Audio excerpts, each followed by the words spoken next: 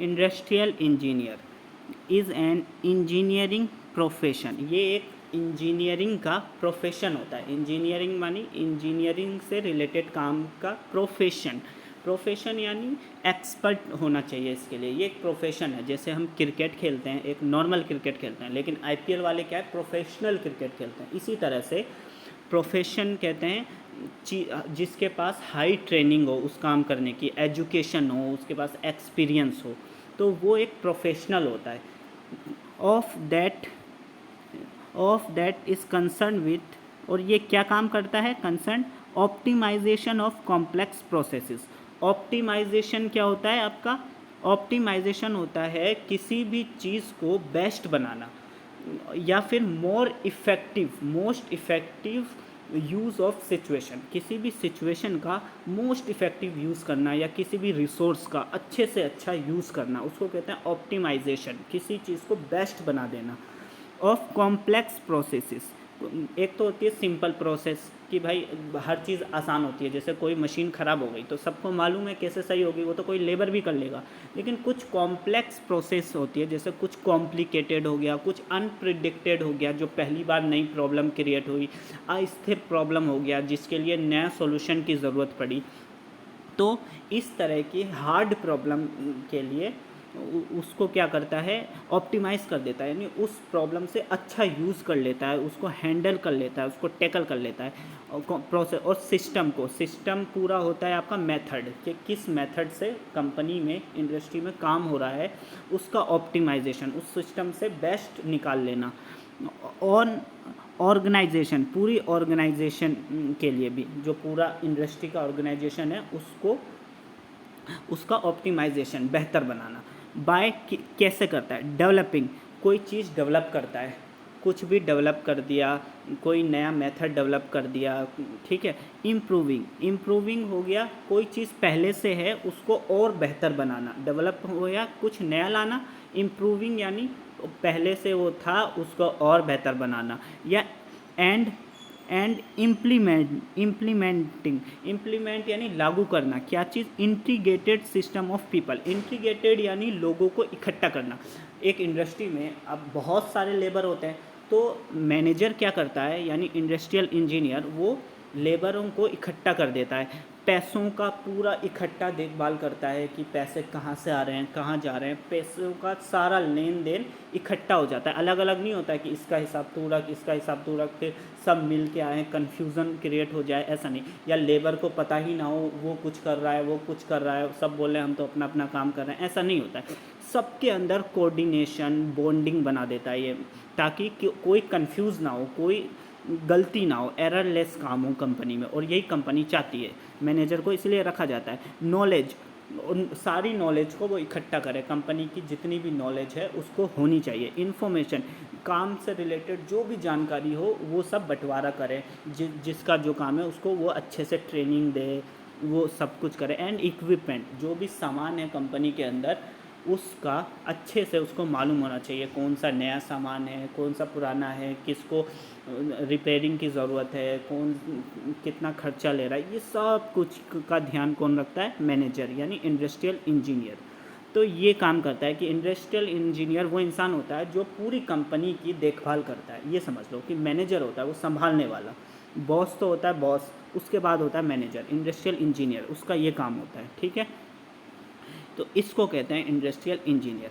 इसकी क्वालिटीज़ क्या क्या होती है, इसकी क्वालिटी होती है ये बहुत क्रिएटिव होता है, बहुत क्रिएटिव होता है।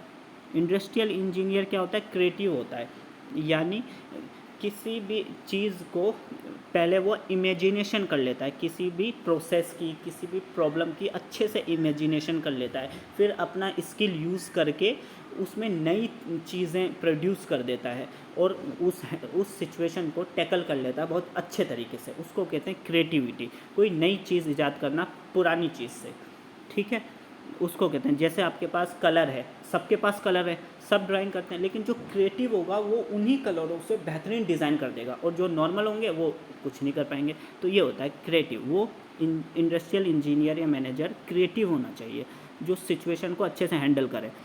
दूसरा हो गया क्रिटिकल थिंकिंग स्किल, उसके पास क्रिटिकल थिंकिंग स्किल होनी चाहिए।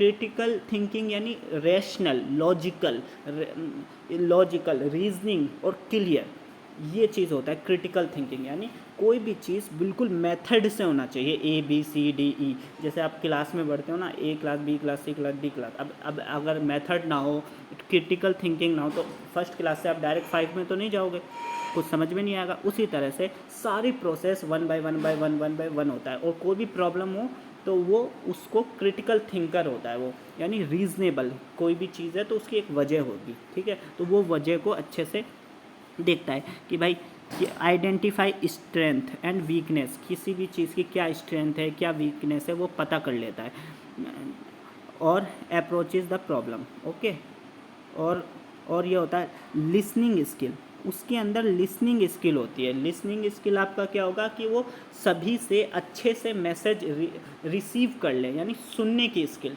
कोई भी क्या कहना चाहता है। लेबर क्या होते हैं, कम पढ़े लिखे होते हैं तो वो खुल के बोल नहीं पाते हैं, तो वो मैनेजर क्या है उनसे बुलवाता भी है और उनकी बातों को समझ जाता है कि ये क्या बोलने वाले हैं। कम्युनिकेशन अच्छे से करता है, वो अंडरस्टैंड हो जाता है उनकी बातों से, स्टाफ से और कस्टमर से भी वो अच्छे से बात करता है कि कस्टमर की क्या ज़रूरत है, और तभी तो वो सारी प्रॉब्लम को ठीक से सॉल्व कर पाएगा। तो उसके अंदर लिसनिंग स्किल भी अच्छी होनी चाहिए।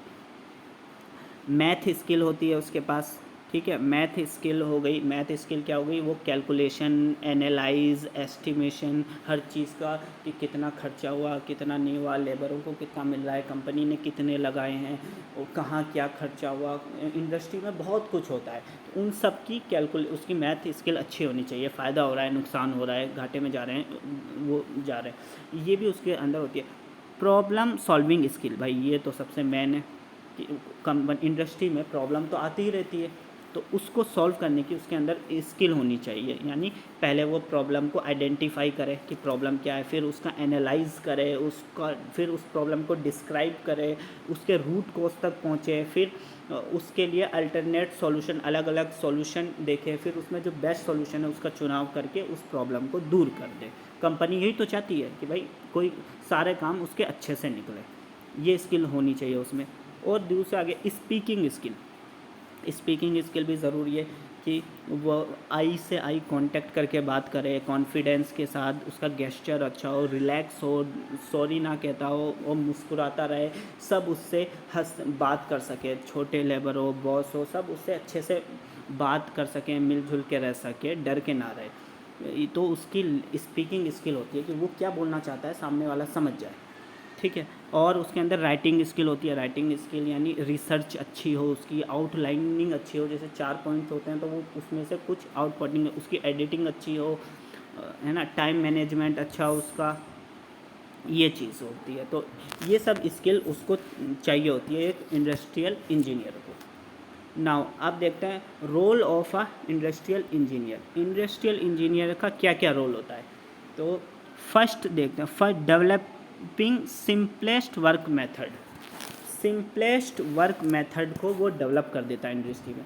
कोई भी काम करने के बहुत तरीके होते हैं, लेकिन इंडस्ट्रियल मैनेजर जो होता है वो जो सबसे सिंपलेस्ट चुनता है, उसका एक टास्क बना देता है, उसका एक शेड्यूल तैयार कर देता है, तो सबके कामों को ऑर्गेनाइज कर देता है, प्लान कर लेता है किसको क्या काम करना है किसको क्या नहीं, ताकि कोई लेबर कंफ्यूज ना हो, किसी मटेरियल का कोई इधर उधर ना हो, ताकि बिल्कुल सिंपल तरीके से सारा काम निपट जाए, इसीलिए तो रखा जाता है।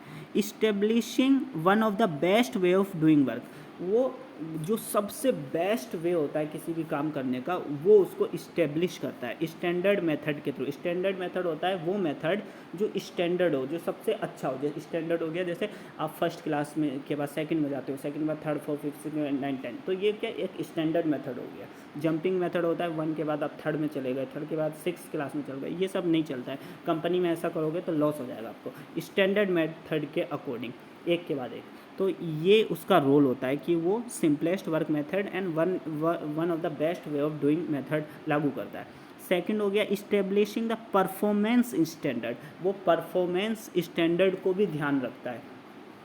परफॉर्मेंस स्टैंडर्ड क्या हो जाएगा कि क्या एक्सपेक्टेशन थी और क्या रिज़ल्ट निकला, क्या परफॉर्मेंस हुई, उसका रिव्यू करता है, आइडेंटिफाई गोल करता है कि क्या गोल था हफ्ते में मान लो 1000 लेस के पैकेट बनाने थे, तो कैसी 5 दिन में कैसी परफॉर्मेंस चली है, तो 5 दिन में 500 लेस के पैकेट बनाने पड़ेंगे, तो कितने बने, कितने ज़्यादा बने, क्या कमी रह गई, ये सब परफॉर्मेंस को वो देखता रहता है, ठीक। और सक्सेस हो रहे हैं या फेलियर हो रहे हैं, इसका क्राइटेरिया को चेक करता है।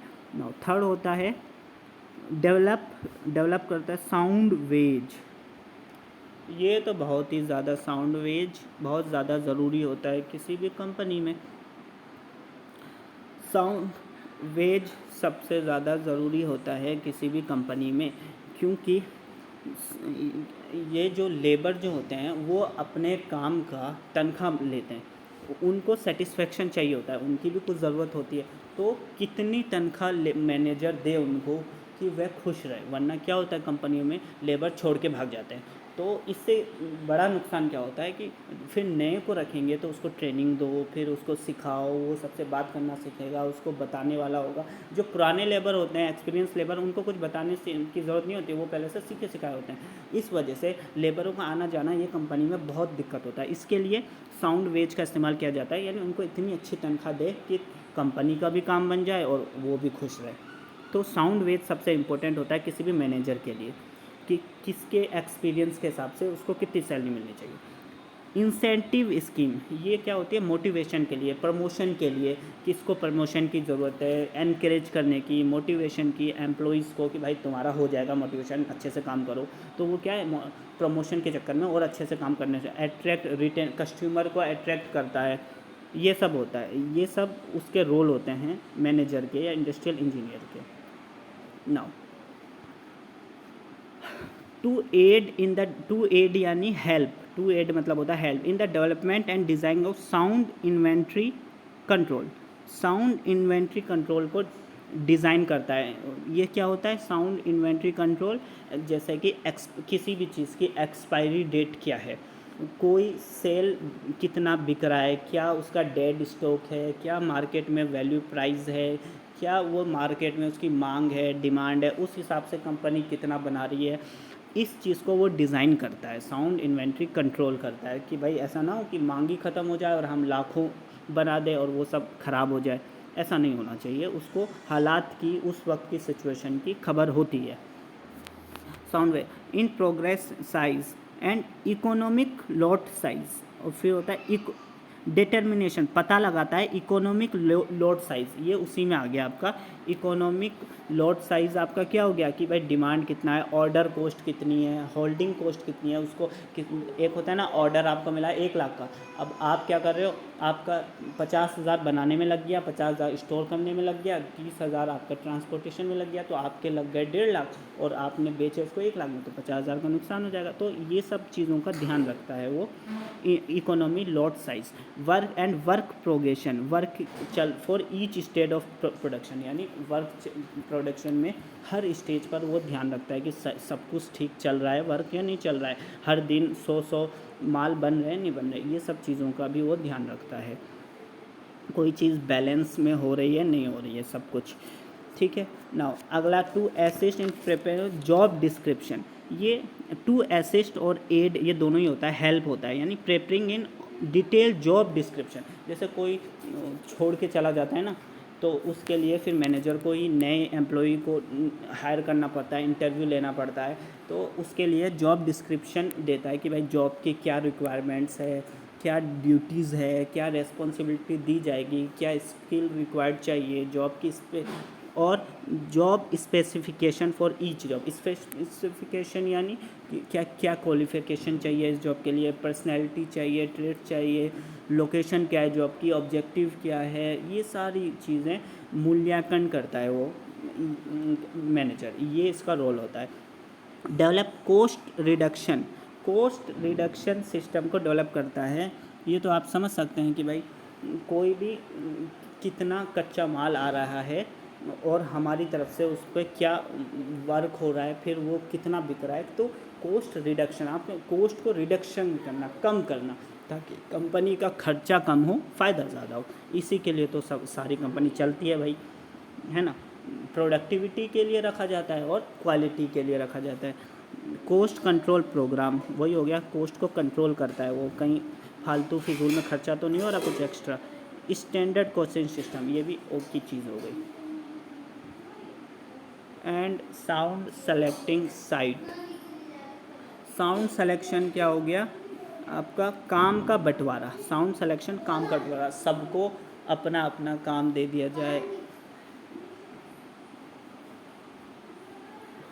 तो ज़रूरी है कि ताकि कोई भी लेबर कंफ्यूज ना हो, काम का सब अच्छे से बंटवारा कर दे, कच्चे माल कहाँ से आ रहा है कहाँ से जाएगा, कौन उसको करेगा, सब कुछ ये साउंड सिलेक्शन होता है। डेवलपिंग सिस्टमेटिक लेआउट, सब कुछ सिस्टमेटिक होना चाहिए, कोई किसी पर बोझ ना हो, सब अपना अपना काम करे और स्मूथ तरीके से काम का फ्लो हो, सब कुछ आसानी से हो बिना किसी गलती के, किसी कोई कंफ्यूज ना हो, कोई गड़बड़ी ना हो, ये तो इसीलिए रखा जाता है। And develop standard training programme भाई, और वर्कर के लिए वो ट्रेनिंग प्रोग्राम महीने में, साल में, 6 महीने में रखता रहे ताकि नए जो होते हैं ना उनको ट्रेनिंग दे सके।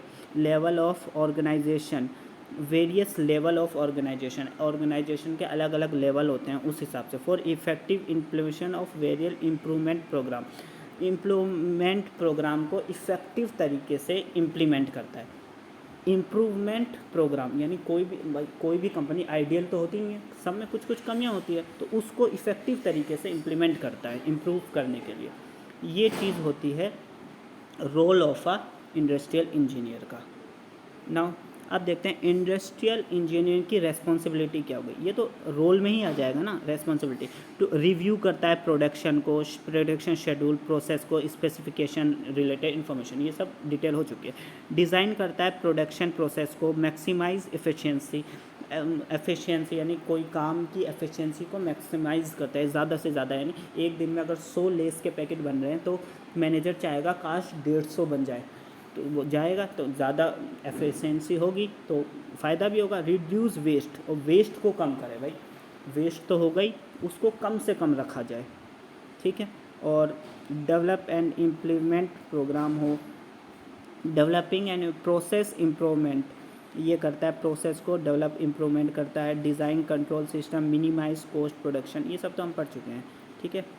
तो आप देख लो, ये develop design and production standard, management, user personal management, corporation, सब यूज़र का जो लेबर होता है उसका मैनेजमेंट से कॉरपोरेशन अच्छा होना चाहिए, ये करता है। प्रिपेयर मटेरियल इक्विपमेंट लिस्ट तैयार करता है। परचेज ऑर्डर परचेज करता है। कॉस्ट एनालाइज करता है हर चीज़ का, estimate production cost. Design layout of facilities, determine personal requirements, भाई हर लेबर की पर्सनल रिक्वायरमेंट्स क्या है। Training staff for new processes, training staff रखता है। Providing instruction manuals, managing process documentation, ये सारे काम करता है। नाउ अब देखते हैं कि इंडिया में कौन कौन सी जॉब है उसको। सबसे पहला तो हो गया मैनेजर, इंजीनियर मैनेजर होता है, किसी भी कंपनी का इंजीनियर मैनेजर होता है जो प्लान कर सके, direct coordination activity in company. भाई कंपनी को चलाने के लिए चाहिए ही ना इंजीनियर, लेबर तो नहीं चलाएगा। नाउ फिर क्या, कोस्ट एस्टिमेटर होता है कि एनालाइज करता है ऑर्डर को, टाइम को, मनी को, मटेरियल को, लेबर को, ये सारी चीज़ें को कोस्ट एस्टिमेटर होता है। और हेल्थ एंड सेफ्टी इंजीनियर, ये तो समझ ही सकते हो भाई, लेबर की हेल्थ एंड इंडस्ट्री को समझता है। इंडस्ट्रियल प्रोडक्शन मैनेजर होता है, इसकी जॉब भी बहुत है आजकल कंपनियों में, ठीक। और आप देखते हैं ऑक्यूपेशन हेल्थ एंड सेफ्टी, ये देखो इंजीनियर टेक्नीशियन, ये भी बहुत होता है। टेक्नीशियन तो छोटे मोटे इंजीनियर होते हैं कि छोटा मोटा काम होता है ना तो वो टेक्नीशियन वो कर देते हैं, आप पढ़ सकते हैं उसमें, ओके। और लॉजिस्टिशियन होता है कि लॉजिशियन हर चीज़ की लॉजिक लगाता है, सप्लाई चेन कैसी है, सिस्टम मूव कैसे करेगा, ये सारी चीज़। मैनेजमेंट एनालिसिस्ट होता है, एनालाइज करने वाला, ठीक है। और हेल्थ सेफ्टी तो हो ही गया। क्वालिटी कंट्रोल इंस्पेक्टर होता है, क्वालिटी को कंट्रोल करने वाला, क्वालिटी की जांच करने वाला। वो सुना होगा ना आपने, एक कॉफ़ी को चखने का वो 40,000 की सैलरी है, तो वो वही होता है क्वालिटी कंट्रोल इंस्पेक्टर। ये सब में रखा जाता है, फाइनल प्रोसेस ही करता है, ये सबसे बेहतरीन जॉब होती है। अब आ जाते हैं लास्ट हिस्ट्री पे। हिस्ट्री में तो देखो आपको खुद ही पढ़ना पड़ेगा। स्पेसिफिकेशन ऑफ लेबर, सबसे पहले 17वीं सदी में लेबरों का स्पेसिफिकेशन हुआ। उससे पहले क्या होता था, जो भी कोई लेबर आता था ना उसको रख लेते थे, भाई वो काम करने वाला है, हट्टा कट्टा रख लो। लेकिन बाद में क्या हुआ, लेबर का स्पेसिफिकेशन हो गया, यानी नहीं भाई अब खास स्किल वाले को ही रखा जाएगा।